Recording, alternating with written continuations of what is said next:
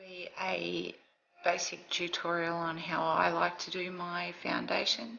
I've already got my eyes first simply because of the fallout, because I do like to use shadows that contain a bit of glitter, and I hate the fallout and find it's absolutely impossible, and it drives me crazy when it gets all over my cheeks. So the first thing I do is apply a primer. At the moment my favourite one is the Revlon Photo Ready, and it's the corrective colour, so it's a little bit pink.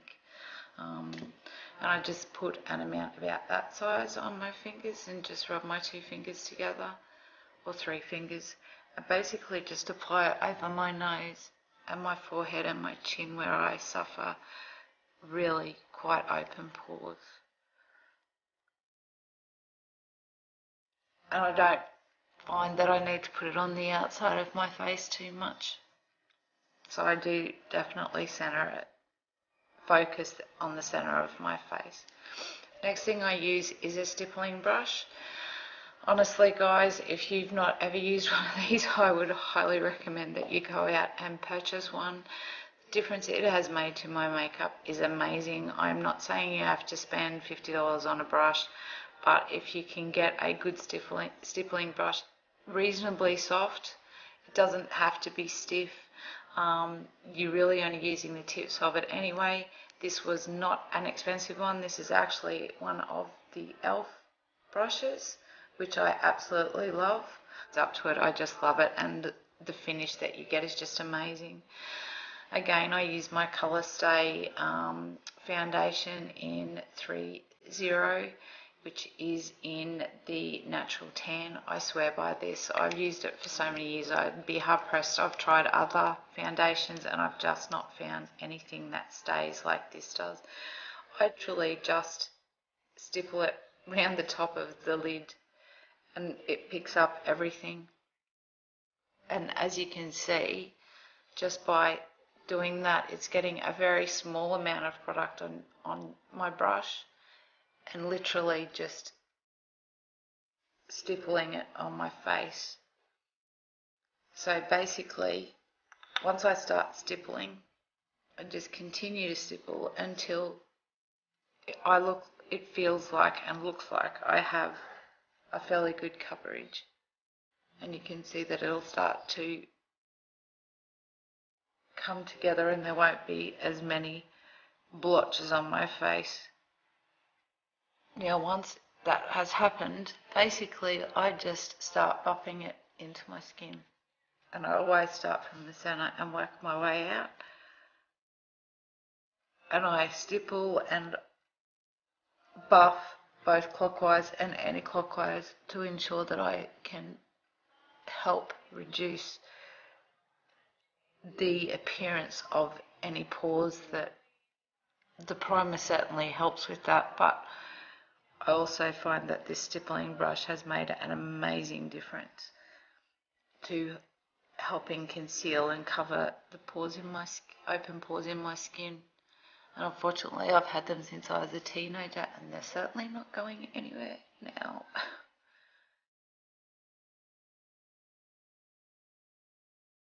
And then I just ensure that it's right up to my hairline.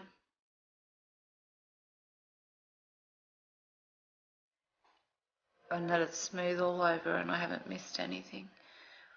I know I have heard some people talk about the Colour Stay drying really quickly. I've not actually ever experienced that myself, but I also always moisturise really well. Even though I do have oily skin, I still moisturise. I swear by it. I would not ever not moisturise my skin. The next thing is one of my new favourite products. This is also by e.l.f. This is their contouring blush blush and bronzing powder. I know that a lot of people talk about this and it being similar to NARS. I'm not sure, never used NARS, so couldn't tell you. However, I can tell you that I really do enjoy this product, and it's the first time that I've started contouring my face and people are commenting on how well I look, etc, etc.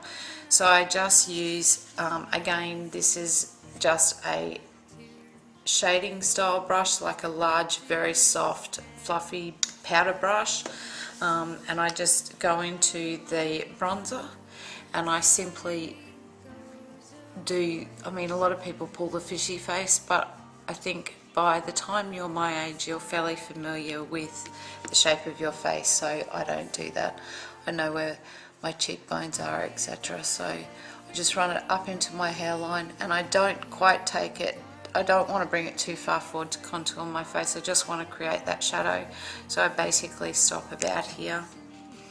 Then I just go back in again, very gently just run around from my temple, around my jaw, and again just use any excess that's on, and my brush is shedding, which is wonderful.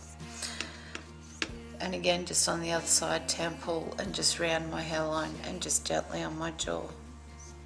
I don't do a lot of contouring on my nose or anything like that. I know that you can, but most of the time, quite simply, I don't have the time.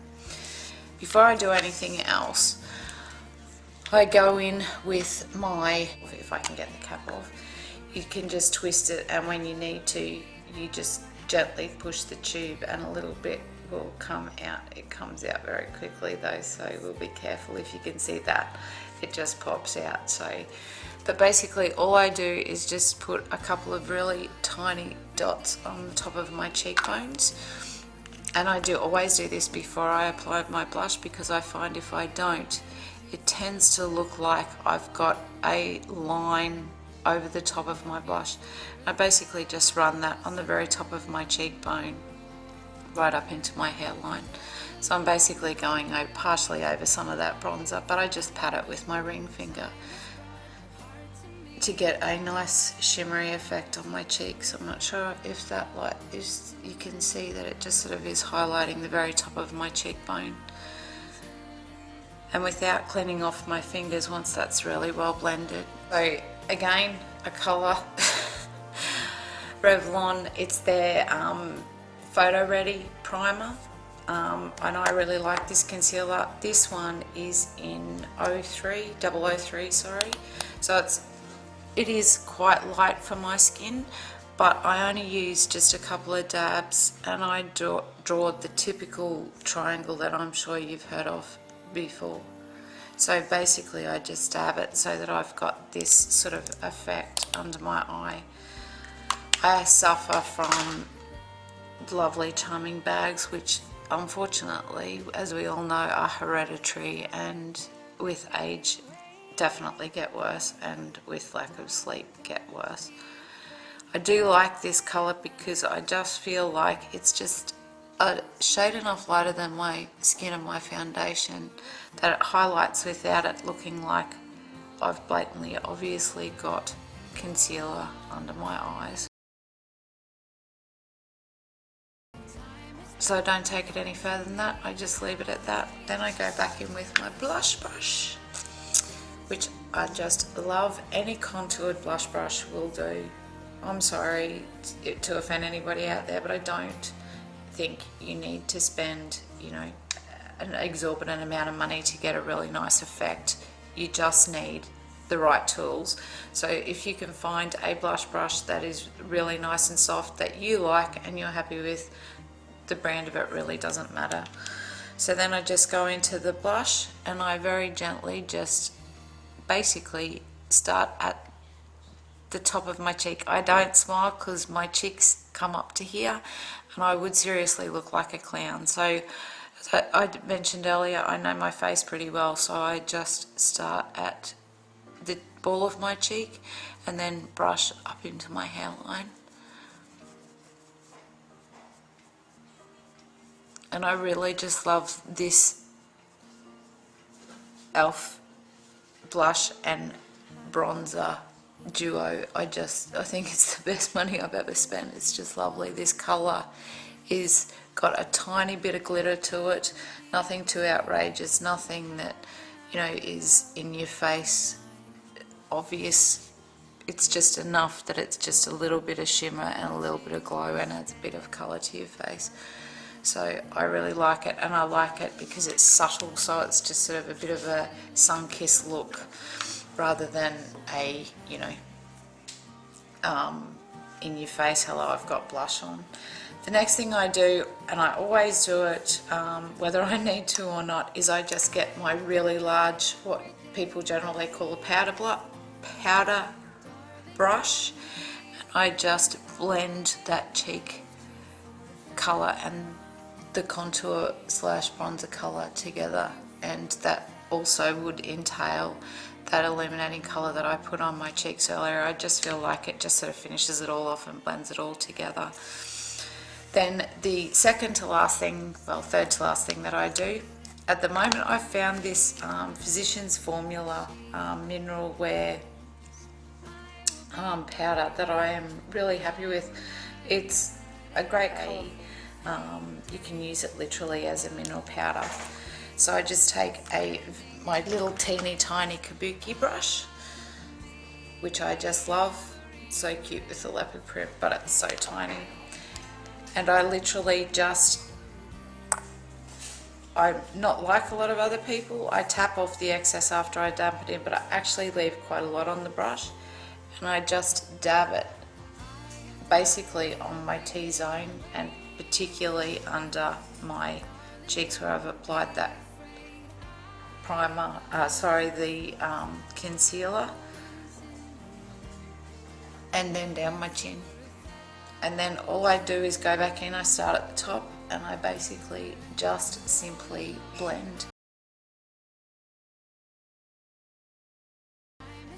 So basically it helps to mattify the shine that I have in my T area, plus it helps set the concealer that's under my eyes and again on my chin, just again so that it reduces the shine. Then 2 steps and we're done. I'm a little bit anal about my eyebrows now. I'm not keen on having eyebrows that are all out of shape, etc, etc. So I've already done this eye, but I always go in with my eyebrow gel. This is another e.l.f. product, and I just simply apply it. I don't ever put eye pencil or anything on my eyebrows because I think they're dark enough as it is, but I just like to always just keep them, and this keeps them in shape all day. So I just think that it's a bit tidier and a bit neater. And then of course the final product is lipstick. Once again, one of my favourite colours happens to be this colour, which is a Revlon Colour Stay. Anybody would think that I was doing a Revlon ad.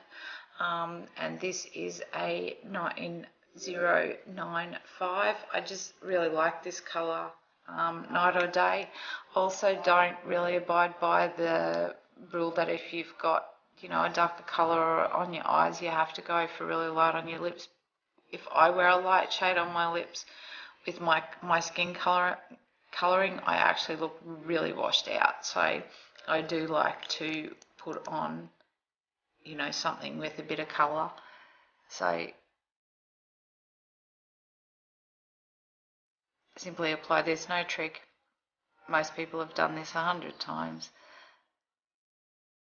And what I love about this is it literally stays on all day.